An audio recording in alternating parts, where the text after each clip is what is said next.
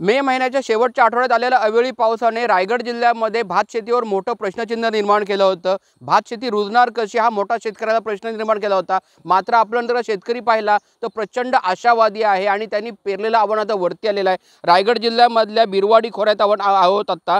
या ठिकाणी पाहिलं तर या ठिकाणी शेतकऱ्यांनी लावणीची कामं ती सुरू केलेली आहे।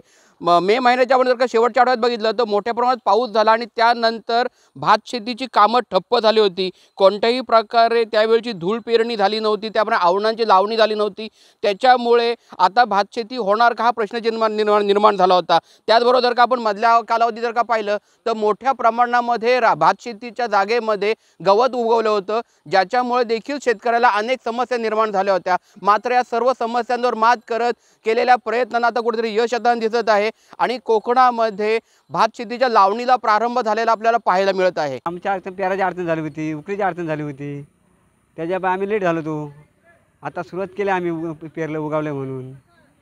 बाकी आता पुढं आहे चांगला अजून। आता ह्याच्यामुळे काय करते, पाऊस अजून येतोय जातोय, दिवसात नाही कधी सर पडते। पाणी जास्त झालं, पर गवत जास्त झालं, तर तरवेतने गवत झालं, रोपं उगवली नाहीत, काही काही रोपं बुडाली गेलीत। आता थोडी थोडी उगवलेली आहेत ते आम्ही खणून लावतोय, पर गवत काढणे त्यातली जास्ती त्रासच आहे या शेतीमध्ये। पीक आता हातात येईल देव जेव्हा जोडी तेव्हा आम्हाला पीक माहिती, तसं काय माहिती पडणार नाही। कापू बी जोडी तेव्हा। सचिन कदम, साम टीव्ही, रायगड।